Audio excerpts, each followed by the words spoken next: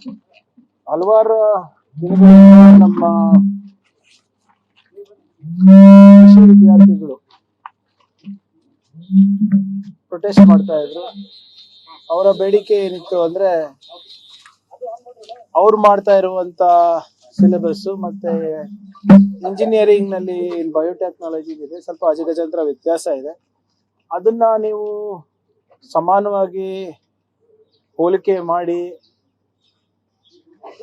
AO ಅಥವಾ assistant ಎಒಗಳಿಗೆ ನೀವು ಅವಕಾಶ ಮಾಡಿಕೊಟ್ರೆ ಬಹಳ ಕಷ್ಟ ಆಗುತ್ತೆ. ಮತ್ತೆ ಬಹಳಷ್ಟು ವಿದ್ಯಾರ್ಥಿಗಳಿಗೆ ಉದ್ಯೋಗದಿಂದ ವಂಚಿತರಾಗ್ತಾರೆ ಅಂತ ಪ್ರತಿಭಟನೆ ಮಾಡ್ತಾರೆ. ಅದೆಲ್ಲ ಸಾಧಕ ಬಾಧಕ ನೋಡಿದ್ಮೇಲೆ ನಮ್ಗೆ ತಿಳಿದು ಬಂದಿದ್ದೇನಪ್ಪ ಅಂದ್ರೆ 2022ರಲ್ಲಿ C&R ರೂಲ್ ಹಿಂದಿನ ಬಿಜೆಪಿ ಸರ್ಕಾರ ಚೇಂಜ್ ಮಾಡಿದೆ. ಸೊ ಆ ಲೋಪವನ್ನ ತಿದ್ದಬೇಕು ಅಂದ್ರೆ 2-3 ತಿಂಗಳಾಗುತ್ತೆ. ಮತ್ತೆ ಅದ್ರ ಹೊರತುಪಡಿಸಿ ಇನ್ನ 3-4 ಬೇಡಿಕೆಗಳು ಕೂಡ ವಿದ್ಯಾರ್ಥಿಗಳಿತ್ತು. ಸೊ ಅವೆಲ್ಲಾನು ಕೂಡ ಪರಿಶೀಲನೆ ಮಾಡ್ಬೇಕಂದ್ರೆ ಒಂದು ತಾಂತ್ರಿಕ ಸಮಿತಿಯನ್ನ ರಚನೆ ಮಾಡಿ ಅವರೆಲ್ಲ 4 ಬೇಡಿಕೆಗಳೇನಿದೆ ಅದನ್ನ ವೈಜ್ಞಾನಿಕವಾಗಿ ಪರಿಶೀಲನೆ ಮಾಡಿಬಿಟ್ಟು ಒಂದು 15-20 ದಿನದಲ್ಲಿ ರಿಪೋರ್ಟ್ ಕೊಡಬೇಕು ಅಂತ ಮಾನ್ಯ ಮುಖ್ಯಮಂತ್ರಿಗಳ ನಿರ್ದೇಶನ ನೀಡಿದ್ದಾರೆ. ಆ ಹಿನ್ನೆಲೆಯಲ್ಲಿ ಈ ರವಿವಾರ ಏನು ಎಕ್ಸಾಮ್ ಇತ್ತು ಅದನ್ನ ನಾವು ತಾತ್ಕಾಲಿಕವಾಗಿ ಮುಂದೂಡಿದ್ದೇವೆ. ಆದಷ್ಟು ಬೇಗ ಹೊಸ ದಿನಾಂಕಗಳನ್ನ ನಾವು ಪ್ರಕಟಿಸ್ತೇವೆ. ಸೊ 1 ತಿಂಗಳು ಒಳಗಡೆ ರಿಪೋರ್ಟು ಬರುತ್ತೆ. ಮಾತ್ರ ಅದರ ಆಧಾರದ ಮೇಲೆ ಏನೇನು ಲೋಪಗಳಿದೆ ಅದನ್ನ ಸರಿಪಡಿಸಿ ಕೆಎ ಮುಖಾಂತರ ಒಂದು ಹೊಸ ಡೇಟ್ ಅನ್ನ ನಾವು ನಿಗದಿಪಡಿಸ್ತೀವಿ ಆದಷ್ಟು ಬೇಗ. ಸರ್, ಎಬಿವಿಪಿ ಮತ್ತೆ ಕೆಲವು ಆರ್ಗನೈಸೇಷನ್ಸ್ಗಳು ಓದಿರೋ ಸರ್ಟೇನ್ ರೂಲ್ಸ್ ಇದ್ರು ಕೂಡ ಸಿಬಿಐಗೆ ಯಾವ ಕೇಸ್ಗಳನ್ನ ಇದು ಮಾಡ್ತಾರೆ. ನಾನು ನೋಡಿ, ದಯವಿಟ್ಟು ನಾನು ನಿನ್ನೆನೂ ನಮ್ಗೆ ಹೇಳಿದ್ದೀನಿ, ನಾನು ನಿಮ್ಗೆ ಫಾರ್ವರ್ಡ್ ಮಾಡ್ತೀನಪ್ಪ. CBI ಅವರು ಒಂದು ಲೆಟರ್ ಬರ್ದಿರೋದು ರಜನೀಶ್ ಗೋಯಲ್ ಅವರಿಗೆ, ಎಲ್ಲ ಯಾವುದೇ ಕೇಸ್ಗಳು ಕೊಡಬೇಡಿ, ಅಕಸ್ಮಾತ್ ಕೇಸ್ ಕೊಟ್ರು ಸಿಬ್ಬಂದಿಗಳು ನೀವೇ ಕೊಡ್ಬೇಕಾಗುತ್ತೆ. ಅಂದ್ರೆ 100 ಜನ ಸಿಬ್ಬಂದಿಗಳು ಬೇಕಾದ್ರೆ ಆಲ್ಮೋಸ್ಟ್ 85-95 ಸಿಬ್ಬಂದಿಗಳು ನಮ್ಮವರೇ ಆಗ್ತದೆ ಅಂತ. ಆಮೇಲೆ ಹಿಂದೆ ಪ್ರಕರಣಗಳೆಲ್ಲ ನಾವು ಯಾವ್ದು CBI ಕೊಟ್ಟಿದ್ದಾರೆ, ಕರ್ನಾಟಕ ಪೊಲೀಸು ಬಹಳ ಕರೆಕ್ಟ್ ಆಗಿ ಮಾಡಿದ್ದಾರೆ ಅಂತ CBI ಅವರೇ ಸರ್ಟಿಫಿಕೇಟ್ ಕೊಟ್ಟ ಮೇಲೆ ಇವ್ರು ಏನ್ ಓದ್ತಾರೋ ಏನ್ ಮಾಡ್ತಾರೋ, ಏನ್ ಸುಮ್ನೆ ನೀವು ಕ್ಯಾಮ್ರಾ ಆನ್ ಮಾಡಿ ಅವ್ರ ದಂಧೆನೆ ನಿಂತೋಗ್ತದೆ. ಕ್ಯಾಮ್ರಾ ಆಫ್ ಮಾಡಿ ಒಂದ್ 5 ದಿನ ಆ ABVP BJP ಅವ್ರ ದಂಧೆನೆ ನಿಂತೋಗ್ತದೆ. ಏನ್ ಬೇಡಿಕೆ ಇಡ್ಲಿಕ್ಕೂ ಕೂಡ ಏನಾದ್ರೂ ಒಂದು ಸಾಮಾನ್ಯ ಪ್ರಜ್ಞೆ ಇಟ್ಕೊಂಡಿಡ್ಬೇಕಲ್ಲ. ಮೇಲ್ಗಡೆ CBI ಯಾರು ನಡೆಸ್ತಾ ಇರೋದು? ಕೇಂದ್ರ ಸರ್ಕಾರ. ಈಗ ಕೇಂದ್ರ ಸರ್ಕಾರದವರೇ ಹಿಂಗೆ ಬರೆದು ಕೊಟ್ಟಾದ್ಮೇಲೆ ನೀವು ಮೇಲ್ಗಡೆ ಅಲ್ಲಿ ಬರೀತಾರೆ ದಯವಿಟ್ಟು ಯಾವುದೇ ಕೇಸ್ ಕೊಡಬೇಡಿ ಅಂತ, ಇಲ್ಲಿ ಎಲ್ಲಾ ಕೇಸು ಕೊಡಿ ಅಂತ. ಏನಿದೆ ಇದರ ಅರ್ಥ? ಸೊ ದಯವಿಟ್ಟು ಸ್ವಲ್ಪ ಹಿಂದೆ ಅವ್ರ ನಿರ್ದೇಶನಗಳನ್ನ ಮತ್ತೆ ಅವರ ಮನವಿಗಳನ್ನ ABVP ಅವರಿಗೆ ಓದಕ್ಕೆ ಹೇಳಿ. ಬರೇ ಬೆಳಿಗ್ಗೆ ಇದು ವಾಟ್ಸ್ಆಪ್ ಯೂನಿವರ್ಸಿಟಿಯಿಂದ ಓದೋದಲ್ಲ. ಸರ್, ಇದು ಕ್ಯಾಬಿನೆಟ್ ಖಾತೆ ಹಂಚಿಕೆ ವಿಚಾರ ಒಂದು ಗೊಂದಲ ಆಗ್ತಿದೆ. ಈಗಿರುವಂತ ಚರ್ಚೆ, ಈಗಿರುವ ಸಚಿವರಲ್ಲಿ ಅದಲು ಬದಲು ಮಾಡಬಹುದು, ಕೈ ಬಿಡಬಹುದು, ಆ ತರ ಚರ್ಚೆ ನಡೀತಾ ಇದೆ. ನೋಡಿ, ಯಾವುದೇ ಮಂತ್ರಿಗೆ ಯಾವ ಜವಾಬ್ದಾರಿ ಕೊಡ್ಬೇಕನ್ನೋದು ಮಾನ್ಯ ಮುಖ್ಯಮಂತ್ರಿಗಳ ವಿವೇಚನ. ಹೈಕಮಾಂಡ್ ಜೊತೆ ಕನ್ಸಲ್ಟ್ ಮಾಡಿ ಅವರು ಸರ್ಕಾರ ಯಾರಿಗೆ ಜವಾಬ್ದಾರಿ ಕೊಟ್ರೆ ಚೆನ್ನಾಗಿ ನಡೀತದೆ, ಚೆನ್ನಾಗಿ ನಿರ್ವಹಿಸ್ತೀವಿ ಅಂದ್ಬಿಟ್ಟು ಅವ್ರು ತೀರ್ಮಾನ ಮಾಡ್ತಾರೆ. ಸೊ ಇದರಲ್ಲಿ ಯಾವುದೇ ರೀತಿಯಾದಂತ ಗೊಂದಲ ಇಲ್ಲ. ಈಗಿರೋರ್ನೇ ರಾಜೀನಾಮೆ ಕೊಡಿಸಿ ತುಂಬಾ ಅಸಮಾಧಾನ ಹೊಂದಿರುವಂತವ್ರಿಗೆ ದಾರಿ ಮಾಡ್ಕೊಡ್ಬೇಕು. ನೋಡಿ, ನಾನು ಮೊನ್ನೆ ಕೂಡ ಇದೇ ಹೇಳಿದ್ದೀನಿ, ನಾವು ಸುಮಾರು 140 ಜನ ಇದ್ದೀವಿ, 30-33 ಹುದ್ದೆಗಳಿದೆ. ಎಲ್ಲರಿಗೂ ತೃಪ್ತಿ ಪಡಿಸೋದು ಬಹಳ ಕಷ್ಟದ ಕೆಲಸ. ಸಾಮಾಜಿಕ ನ್ಯಾಯ ಕೊಡೋದ್ ಕಷ್ಟದ ಕೆಲಸ, ಪ್ರಾದೇಶಿಕ ಪ್ರಾತಿನಿಧ್ಯತೆ ಕೊಡೋದ್ ಕಷ್ಟದ ಕೆಲಸ. ಆದ್ರೂ ಕೂಡ ಎಲ್ಲರೂ ಸೇರಿ ಒಂದು ಪ್ರಾಮಾಣಿಕ ಪ್ರಯತ್ನ ಮಾಡಿದ್ದಾರೆ. ಅದಾದ್ಮೇಲೂ ಕೂಡ ಅಕಸ್ಮಾತ್ ಹೈಕಮಾಂಡಿಗೆ ಅನಿಸಿದ್ರೆ ಪ್ರಿಯಾಂಕ್ ಖರ್ಗೆ ರಾಜೀನಾಮೆ ಕೊಟ್ಟು ಪಕ್ಷದ ಕೆಲಸ ಮಾಡಬೇಕು ಅಂದ್ರೆ ಎಲ್ಲರೂ ಬದ್ಧರಾಗ್ಬೇಕಾಗ್ತದೆ. ನಾನು ಬದ್ಧನಿದ್ದೇನೆ ಅದಕ್ಕೆ. There is no going back on what high command intends to do. ಆಯ್ತಾ? ಈಗ ಇಲ್ಲ, ಒಂದ್ ನಿಮಿಷ ಅಭಿಯಾರೆ, ನಾನೇನ್ ಹೇಳ್ತಾ ಇದ್ದೀನಿ ಅಂದ್ರೆ ಪಕ್ಷ ನಿರ್ಧಾರ ತಗೊಳ್ಳಿ. ಯಾರಿಗೆ ಏನ್ ಜವಾಬ್ದಾರಿ ಕೊಡ್ಬೇಕು, ನನಗೆ ನಾಳೆ ಪಕ್ಷದ ಜವಾಬ್ದಾರಿ ಕೊಡ್ಬೇಕು ಅಂದ್ರೆ yes I have to take it up. ಈಗ ಪಕ್ಷದ ಆಶೀರ್ವಾದದಿಂದ, ಜನರ ಆಶೀರ್ವಾದದಿಂದ, ನಮ್ಮ ಕಾರ್ಯಕರ್ತರ ಆಶೀರ್ವಾದದಿಂದ ಇವತ್ತು ನಾನು ನಿಮ್ಮ ಮುಂದೆ ನಿಂತಿದ್ದೀನಿ. ನಾನು ಇಲ್ಲಪ್ಪ ಸಾಕಾಯ್ತು, ನೀನು ಈಗ ಪಕ್ಷದ ಕೆಲಸಕ್ಕೆ ಹೋಗುವಂದ್ರೆ I have to do it. There is no choice. ಎಲ್ಲರಿಗೂ ಅನ್ವಯ ಆಗ್ತದೆ, ನನಗೂ ಅನ್ವಯ ಆಗ್ತದೆ, ಯಾರಿಗಾದ್ರೂ ಅನ್ವಯ ಆಗ್ತದೆ. ಆಮೇಲೆ ಅದರಲ್ಲಿ ಅಸಮಾಧಾನ ಪಡುವಂತ ಯಾವುದೇ ಇದು ನನ್ನಲ್ಲಿಲ್ಲ. ಲೇಟೆಸ್ಟ್ ಎಕ್ಸಾಂಪಲ್ ಈ ಕೃಷ್ಣಪ್ಪ ಅವ್ರ ಮನೆಗೆ ಡಿ.ಕೆ ಅವರು ಹೋದ್ರು, ಹರಿಪ್ರಸಾದ್ ಅವರು ಹೋದ್ರು, ಸುರ್ಜೇವಾಲಾ ಅವರು ಹೋದ್ರು. ಅವ್ರು ಹೇಳ್ತಿರೋದು ತುಂಬಾ ಕ್ಲಿಯರ್ ಇದೆ, ನಾವು ಮಿನಿಸ್ಟರ್ ಕೊಡ್ಬೇಕಿತ್ತು, ಕೊಟ್ಟಿಲ್ಲ. ಮುಂದಿನ ದಾರಿ ನಮಗ್ ಗೊತ್ತಿದೆ ಅಂತ ಬಹುತೇಕ ಮಾತಾಡೋರು ಎಲ್ಲರೂ ಕೂಡ ಮುಂದಿನ ದಾರಿ ನಮಗ್ ಗೊತ್ತಿದೆ ಅಂತ ಪರೋಕ್ಷವಾಗಿ ಹೇಳ್ತಿರೋದು. ನಾವು ಇಂಡಿಪೆಂಡೆಂಟ್ ಆಗೋ ಅಥವಾ ಬೇರೆ ಪಾರ್ಟಿ ಜೊತೆ ಹೋಗ್ತೀವಿ ಅಂತ. ಇದು 2020 ಲಾಸ್ ಆಗುತ್ತೆ. ಯಾರು ಏನ್ ಹೇಳ್ತಾ ಇದಾರೆ ಅದಕ್ಕೆ ಬೇರೆ ರೀತಿಯಾದಂತ ಅರ್ಥ ನಾವು ತಾವು ಮಾಧ್ಯಮದವರಾಗ್ಲಿ ಅಥವಾ ನಾನು ಪಕ್ಷದ ಕಾರ್ಯಕರ್ತನಾಗ್ಲಿ ನಾನು ಹೇಳಕ್ ಆಗೋದಿಲ್ಲ. ಅದೇನೇ ಇದ್ರು ವರಿಷ್ಠರಿದ್ದಾರೆ, ಅವ್ರ ತೀರ್ಮಾನ ತಗೋತೆ. ಕೃಷ್ಣಪ್ಪ ಸಾಹೇಬ್ರ ಅನುಭವನೂ ಬೇಕು ನಮಗೆ, ಪ್ರಿಯ ಕೃಷ್ಣ ಅವರ ಯುವ ಉತ್ಸಾಹನೂ ಬೇಕು ನಮಗೆ. ಅದು ಬರೀ ಇವರಿಬ್ಬರಿಗೆ ಸೀಮಿತ ಇಲ್ಲ, ನಮಗೆ ಎಲ್ಲಾ 100 ಜನ ಸೇರಿದ್ರೆ ತಾನೇ ನಾವು ಪಕ್ಷ ಕಟ್ಲಿಕ್ಕೆ ಆಗ್ಬೇಕಾಗತ್ತೆ. Everybody is important to us.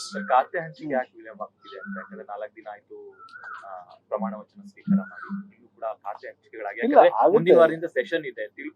ಇಲಾಖೆ ಬಗ್ಗೆ ಖಂಡಿತವಾಗಿ ತಾವು ಹೇಳೋದು ನಿಜ ಇದೆ. ಒಂದ್ ವಾರ ಟೈಮ್ ಕೊಟ್ರೆ ಎಲ್ಲರಿಗೂ ಅವರವರ ಇಲಾಖೆ ಬಗ್ಗೆ ಹೆಚ್ಚು ಮಾಹಿತಿ ಪಡೆದು ಸದನದಲ್ಲಿ ಇನ್ನ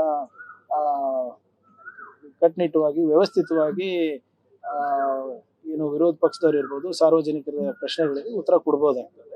ಆಗುತ್ತೆ, ಇವತ್ತಿಲ್ಲ ನಾಳೆ ಆಗುತ್ತೆ. ಕುರುಬ ಸಮುದಾಯ ಶಾಸಕರು ಅಸಮಾಧಾನಗೊಂಡಿದ್ದಾರೆ, ಎಸ್ಪೆಷಲಿ ಸಿದ್ದರಾಮಯ್ಯ ಅವ್ರ ಮೇಲೆ ಚರ್ಚೆಗಳಾಗ್ತಿದ್ದಾವೆ. ಅದಷ್ಟು ಮಟ್ಟಿಗೆ ಸರಿ ನೋಡಿ, ಅದು ನಾನು ಹೇಳಿಲ್ವಾ, ಸಾಮಾಜಿಕ ನ್ಯಾಯ ಕೊಡೋದು ಬಹಳ ಕಷ್ಟ ಆಯ್ತು. ಆದ್ರೂ ಕೂಡ ಒಂದು ಪ್ರಯತ್ನ ಮಾಡಿದೆ. ಹಿಂದೆ ಕೂಡ ಕ್ಯಾಬಿನೆಟ್ ನಲ್ಲಿ ಎಷ್ಟು ಜನ ಇದ್ರು ಕುರುಬ ಸಮುದಾಯದವರು, CM ಅವರೇ ಇದ್ರು, ಪ್ಲಸ್ ಭೈರತಿ ಸಾಹೇಬ್ರು ಇದ್ರು, ಇಬ್ರು. ಈಗಲೂ ಅದೇ ನಮ್ಮ ನ್ಯೂಮರಿಕಲಿ ಅದೇ ಕಂಟಿನ್ಯೂ ಆಗಿದೆ. ನಾ ಹೆಚ್ಚಬೇಕಂತ ಎಲ್ಲಾ ಸಮುದಾಯದಗಳು ಬೇಡಿಕೆ ಇರ್ತದೆ. ಯಾಕಂದ್ರೆ ಅಧಿಕಾರ ಸಿಕ್ಕಿದ್ರೆ, ಒಂದು ಕುರ್ಚಿ ಸಿಕ್ಕಿದ್ರೆ ಸಮಾಜಕ್ಕೆ ಇನ್ನ ಹೆಚ್ಚು ಬಲ ಬರ್ತದೆ, ಇನ್ನ ಹೆಚ್ಚು ರೀತಿಯಾಗಿ ನಾವು ಸೇವೆ ಮಾಡ್ಬೋದು ಅಂತ ಎಲ್ಲಾ ಸಮುದಾಯದ ಜನರಿಗೂ ಇದೇ ಇರ್ತದೆ. ಆದ್ರೆ ನಮ್ಗೆ ಸಂವಿಧಾನಿಕವಾಗಿ ಒಂದು ಲಿಮಿಟ್ ಇದೆ, 15% ಅನ್ನ ನಾವು ದಾಟ್ಲಿಕ್ಕೆ ಆಗೋದು. ನಿನ್ನೆ ಬಿಜೆಪಿ ಅವ್ರನ್ನ ನೀವು ಪ್ರಶ್ನೆ ಮಾಡಿರಲಿಲ್ಲ ಅಂದ್ರೆ ಅದು ವಿಪಕ್ಷ ನೀವು ಲಿಂಕ್ ಕಳಿಸ್ತೀನಿ ಅಂದ್ರೆ ಯಾರು ಕಳಿಸಿಲ್ಲ. ವಿಪಕ್ಷ ನಾಯಕರು ಆಡಿಯೋ ನೀವ್ ಇಟ್ಕೊಂಡಿರೋ ಬದಲು ಗೃಹ ಸಚಿವರು ಕೊಟ್ರೆ ಅವ್ರು ಅದನ್ನ FIR ಮಾಡಿಸ್ತಾರೆ, ಅದನ್ನ ಫೋರೆನ್ಸಿಕ್ ಕಳಿಸ್ತಾರೆ ಅಂದಾಗ ಅವ್ರೊಂದ್ ಹೇಳ್ತಾರೆ, ಸರ್ ನಾನೇ ತಗೊಂಡೋಗಿ ಕೊಟ್ಟು ಅವ್ರು FIR ಮಾಡಂಗಿದ್ರೆ ಅವ್ರು ಯಾಕೆ ಗೃಹ ಸಚಿವರು ಆಗ್ಬೇಕು? ಈಗಾಗಲೇ ಸಾಮಾಜಿಕ ಜಾಲತಾಣದಲ್ಲಿ ಬಂದಿದೆ, ಸುಮೋಟೋ ತಗೊಳ್ಳಿ, ಆಮೇಲೆ ನೀವು ಬ್ರದರ್ ಅಂತ ಹೇಳಿದ್ರಲ್ಲ, ಅವ್ರು ಕರೆಕ್ಟ್ ಆಗಿ ಗೃಹ ಮಂತ್ರಿ ಕೆಲಸ ಮಾಡಿದ್ರೆ ನಾನು ಬ್ರದರ್ ಅಂತ ಒಪ್ಕೊಳ್ತೀನಿ ಅಂತ ಹೇಳಿ. ಸೋಮೋಟೋ ಅಂದ್ರೆ ಅವ್ರು ಹೇಳಿರೋದಕ್ಕೆಲ್ಲ ನಾನು ಸೋಮೋಟೋ ತಗೊಳಕ್ ಹೋದ್ರೆ ಆಯ್ತು, ಇಲ್ದ್ರೆ ನೀವೆಲ್ಲ ಹೇಳಿದ್ದು ಸೋಮೋಟೋ ತಗೊಳಕ್ ಹೋದ್ರೆ ನಂದು ಅದೇ ಕೆಲಸ ಆಗ್ತದೆ. ಈಗ ಸೋಮೋಟೋ ಯಾವಾಗ ತಗೋತೀವಿ ಅಂದ್ರೆ ಯಾವಾಗ ಪ್ರಕರಣಗಳು ಗಂಭೀರವಾಗಿದೆ ಅಂತ. ಈಗ ನೀವು ನಿಮ್ ಪ್ರಕಾರ ಗಂಭೀರವಾಗಿದೆ, ನಾವು ಪರಿಗಣಿಸ್ಬೇಕು ಅಂದ್ರೆ ಕೊಡಿ ನಮ್ಗೆ, ಯಾಕಂದ್ರೆ ಸೋರ್ಸ್ ನಿಮ್ಮ ಹತ್ರ ಇದೆ ಅಲ್ಲ. ಈಗ ಸೋಮೋಟೋ ತಗೋತೀನಿ, ನನ್ಗೇನಿಲ್ಲ. ಬಟ್ ಅವರೇ ಸೋರ್ಸ್ ಕೊಡ್ಬೇಕಲ್ಲ ನನ್ಗೆ, ಯಾಕಂದ್ರೆ ಅವ್ರು ಬಹಿರಂಗ ಮಾಡಿದ್ರು. ನಿಮ್ ನೆನಪಿದ್ರೆ ಪತ್ರಿಕೆನಲ್ಲಿ ಏನ್ ಬಂದಿದ್ದನ್ನ ನಾನು ಹೇಳಿದ್ದಕ್ಕೆ, ನೀವೇನು ಪ್ರಸಾರ ಮಾಡಿದ್ದನ್ನ ಅದನ್ನ ಪುನರುಚ್ಚರಿಸಕ್ಕೆ ನನಗೆ CID ಅವರು 3 ಸರಿ ನೋಟಿಸ್ ಕೊಟ್ಟಿದ್ದು ನೆನಪಿದ್ಯಾ ನಿಮ್ಗೆ? PSI ಗಣದಲ್ಲಿ what was showcase telecast and broadcasted ಅದನ್ನ ಹೇಳಿದ್ಕೆ ನನಗೆ ಇದು ಕೊಟ್ರು. ನಾವು ಹಂಗ್ ಮಾಡಕ್ ಆಗ್ತದ ಸರ್? ಅವರು ಪಾಪ MLA ಇದಾರೆ, ಕೌನ್ಸಿಲ್ ಇದಾರೆ, ಮೆಂಬರ್ಸ್ ಇದಾರೆ, ಅವರಿಗೆ ಹಾಗೆ ನಡ್ಸ್ಕೊಳಕ್ ಆಗೋದಿಲ್ಲ. ನೋಡಿ, ಆಗ್ಲೇ FIR ಅನ್ನ ನಾವು ದರ್ಜ್ ಮಾಡಿದೀವಿ. ಅದು ಲಾಕ್ಅಪ್ ಡೆತ್ ಅಥವಾ ಇಲ್ಲ ಅಂತ ಮೇಲ್ ನೋಡಿ, ಅಂದ್ರೆ ಅಲ್ಲಿ ಅವ್ರು ಏನ್ ಹೇಳ್ತಾ ಇದಾರೆ ಅಂದ್ರೆ ಅವ್ರ ಮೇಲೆ ಹಲ್ಲೆ ಮಾಡಿದ್ ನಿಜ, ಅದು ಆಗ್ಬಾರ್ದು. ಪೇದೆ ಏನು ಕಪಾಳಿ ಹೊಡೆದಿದ್ದಾರೆ ಅಂತ ಹೇಳ್ತಾ ಇದ್ದಾರೆ. ಅದಾದ್ಮೇಲೆ ಅದಾದ್ಮೇಲೆ ಸ್ಟೇಷನ್ ಬಿಟ್ಟು ಹೋಗಿದ್ದಾರೆ, ಅಲ್ಲಿ ಏನು ಆಗಿಲ್ಲ ಅಂತ ಮಾಹಿತಿ ಬರ್ತದೆ. Put it to enquiry. ಆಮೇಲೆ ಅವ್ರಿಗೂ ಕೂಡ ಸಸ್ಪೆಂಡ್ ಮಾಡಿದ್ದೀನಿ. ಆದ್ರೆ ಕುಟುಂಬಸ್ಥರಿಗೆ ನ್ಯಾಯ ಒದಗಿಸ್ಕೊಡೋದು ಜವಾಬ್ದಾರಿ ನಮ್ದಾಗಿದೆ. ಸರ್, ಒಂದು SOP ಅಂತ ಇರುತ್ತೆ, ಅದನ್ನ ಪಾಲನೆ ಮಾಡ್ಬೇಕಾಗುತ್ತೆ. ಕೆಲವರು ನೋಡಿ, SOP ಎಲ್ಲದಕ್ಕೂ ಇರ್ತದೆ ಸರ್. FIR ಮಾಡೋದಕ್ಕೆ ಇರ್ತದೆ, ಯಾರಾದ್ರೂ ಬಂದು ವಾಲಂಟ್ರಿ ಡಿಸ್ಕ್ಲೋಸರ್ ಮಾಡಿದ್ರೆ ಅದಕ್ಕೂ ಮಾಡೋದಿರ್ತದೆ. ಕೆಲವು ಸಂದರ್ಭದಲ್ಲಿ ನಮ್ಮವರೇ ಅದನ್ನ ಮಾಡೋದಿಲ್ಲ, ಅದಕ್ಕೆ ಕೂಡ ನಾವು ಕಾಲಕ್ಕೆ ಆಕ್ಷನ್ ತಗೋತೀವಿ. ಈಗ ಅದಕ್ಕೋಸ್ಕರ ಅಂತಾನೆ ನಾವು ಟ್ರೈನಿಂಗ್ ಸೆಷನ್ ಅಟ್ಲೀಸ್ಟ್ 6 ತಿಂಗಳಿಗೊಮ್ಮೆ ಇಟ್ಟಿರ್ತೀವಿ. ಅದನ್ನು ಕೂಡ ಏನು ಲೋಕಲ್ ಅಲ್ಲಿ ಎಲ್ಲರೂ ಪರಿಚಯ ಆಗಿರ್ತಾರೆ ಮಾಡಿರ್ತಾರೆ ಅಂದ್ಬಿಟ್ಟು ಸ್ವಲ್ಪ ಒತ್ತಡಗಳ ಮೇಲೆ ಕೆಲಸ ಮಾಡ್ತಾರೆ. ಅದಕ್ಕೆ ನಾನು ಬಹಳ ಸ್ಪಷ್ಟವಾಗಿ ನಾನು ಮೊದಲನೇ ಮೀಟಿಂಗ್ ನಲ್ಲೇ ಹೇಳಿದ್ದೀನಿ, ಯಾವುದೇ ರಾಜಕೀಯ ಒತ್ತಡ ಇರಲಾರ್ದೆ ನಿಷ್ಪಕ್ಷಪಾತವಾಗಿ ಮಾಡ್ಬೇಕಾಗಿರೋದು ನಿಮ್ ಜವಾಬ್ದಾರಿ. ಯಾರಾದ್ರೂ ಬಂದು ಕಂಪ್ಲೇಂಟ್ ತಗೊಂಡ್ರೆ ಕಂಪ್ಲೇಂಟ್ ನಲ್ಲಿ ಏನಿದೆ ಅದರ ಪ್ರಕಾರ ನೀವು ತಗೊಳ್ಬೇಕು ಹೊರತು ನೀವು ನಿಮ್ದಾದಂತ ಒಂದು ಡೈಮೆನ್ಷನ್ ಆಗ್ಲಿ ನಿಮ್ದಾದಂತ ಒಂದು ಮಿರ್ಚ್ ಮಸಾಲ ಹಾಕಿ ತಗೊಳಂಗಿಲ್ಲ ಅಂತ ಕೂಡ ನಾನು ಅವರಿಗೆ ಆಗ್ಲೇ ವಾರ್ನಿಂಗ್ ಕೊಟ್ಟಿದ್ದೀನಿ. ಸೊ ಇದನ್ನ ನಾವು ಸಂಪೂರ್ಣವಾಗಿ ತನಿಖೆ ಮಾಡಿ ವಿ ವಿಲ್ ಎನ್ಶೂರ್ ದಟ್ ದೊಡ್ಡ ಅಧಿಕಾರಿಗಳ ಕ್ರಮ ಆದ್ರೆ ಸ್ವಲ್ಪ ಈ ತರ ಕಡಿಮೆ ಆಗ್ಬೋದು. ಯಾವುದು ದೊಡ್ಡ ಅಧಿಕಾರಿಗಳ ಮೇಲೆ ಕ್ರಮ ಆದ್ರೆ ಹೊಣೆಗಾರಿಕೆ ಮಾಡೋದು ನೋಡಿ ಯಾರೇ ಇರ್ಬೋದು ಸರ್. ಈಗ ನೋಡಿ ಲಾಸ್ಟ್ ಟೈಮ್ ನಿಮ್ ನೆನಪಿದ್ರೆ ನಾವು ಒತ್ತಡ ಹಾಕಿ ಒಂದು IGPಗೆ ರಾಜೀನಾಮೆ ಕೊಡ್ಸಿರ್ಲಿಲ್ವ? ಅದು ಯಾರು ಒತ್ತಡದಿಂದ ಆಯ್ತು? ನಮ್ಮದೇ ತಾನೆ. ನಾವು ಅಲ್ಲಿ ವಿರೋಧ ಪಕ್ಷದಲ್ಲಿ ಇದ್ದಾಗ ಅವಾಗೇ ನಾವು ಬಿಟ್ಟಿಲ್ಲ ಅಂದ್ರೆ ಇವಾಗ I am accountable for it. ನನ್ನ ಹೊಣೆಗಾರಿಕೆ ಆಗ್ತದೆ. ದೊಡ್ಡ ಅಧಿಕಾರಿ ಇರ್ಬೋದು, ಚಿಕ್ಕ ಅಧಿಕಾರಿ ಇರ್ಬೋದು, ಯಾರೇ ಇರ್ಬೋದು, nobody is above the law. Sir, how do you see the Mohan Bhagwat statement after Prime Minister made several video informations and he shared with the people?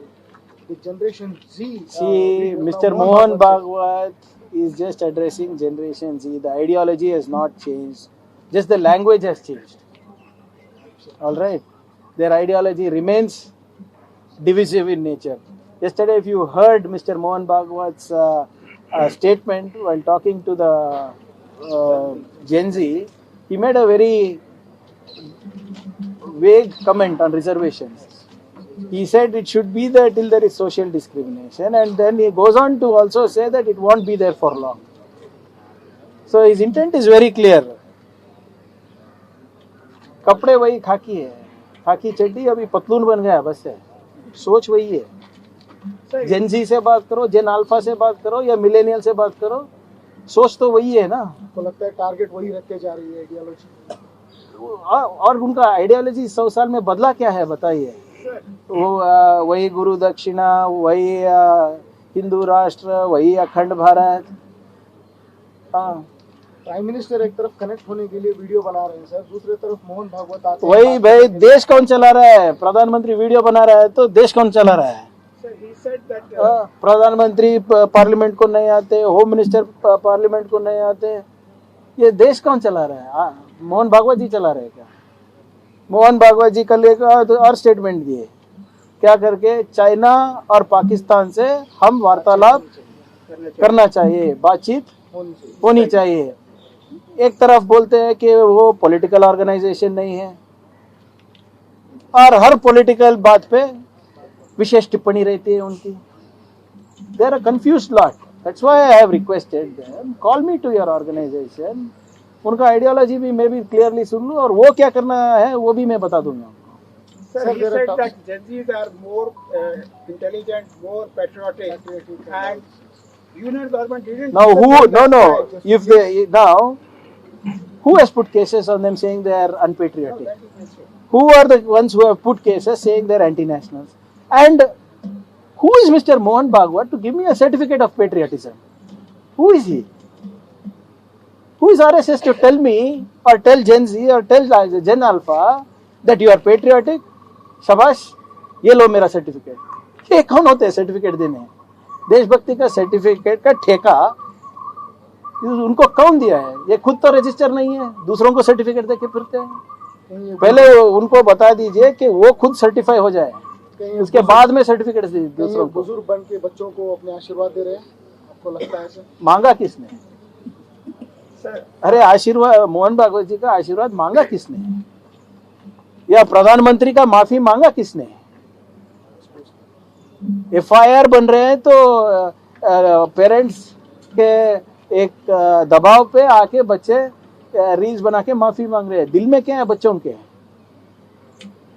दिल में जो था वो जंतर मंतर में दिखा सबको. Sir, Tamil Nadu Chief Minister said that they are pursuing legal option as far as Kaveri matter is concerned. But at the same time, see, it is very clear. The league. See, I was also in the assembly, sir. Opposition parties demanded that all parties. See, whatever. I cannot comment on what happens in Tamil Nadu Assembly. The law is very clear. We don't need anybody's permission to use excess water that is being drained into the sea. And Supreme Court has happened. We are not taking one drop of water that is due for Tamil Nadu. We are legally bound, constitutionally bound for that, and we will adhere to whatever Supreme Court says. But he has But my only request through you is, just like how we are respecting the law of the land, even they should do it. No, That's he all. is also hoping that there should be a kind of amicable solution between both the states. That is He is fine. ready to You see, it is just not about Kaveri, Krishna, your Madai. Prime Minister should intervene. They should have better standard operating procedures during drought times. How to mitigate these drought situations when there is not enough water. This is not. It's happening due to the super El Nino. And what is the Prime Minister doing about it? What is the Home Minister under whom the NDRF comes under? They should simplify and strengthen these processes. These are age-old things when there was no climate change, when there was no super El Nino. So, So they should also adapt themselves. so the parliament is one side going on. Likewise, there were discussion about the delimitation. But as of now, Prime Minister or the Home Minister hasn't spoke about it. But there are talks going on that the delimitation process is on in background. You see, it is very clear that just like how they weakened the election commission, they want to take over the delimitation commission. The government wants to ensure that they draw up the constituency boundaries that will suit them. This is something that we will not allow. And more importantly, you cannot punish southern states who have been more progressive. We are contributing more to the economy, and we have duly followed all the policies that the central government has imposed upon us. It is for a better society. It's for now we are the economic growth engine. So you are going to penalize for being good citizens. You are going to be penalizing us for giving good governance. You are going to penalize us so that because we are empowering the nation with our hard work. That is not correct. So this delimitation commission is nothing. The bill is nothing but to take absolute control of the democracy. Sir, is it somewhere your That's party correct. is trying, once last time, is it your party trying to ask some people to leave space for the dissidents who are See, ultimately, whether it is me or anybody else, we have to adhere to what the High Command will say. Tomorrow, if the party is going to say, Priyank, you have had a great stint in the cabinet, it's time for you to come down and move within the party ranks and do party work, we all have to adhere to it. So it's applicable to me and to anybody else. News first ನಿರ್ಭೀತಿಯಿಂದ ನಿಮ್ಮ ಪರವಾಗಿ.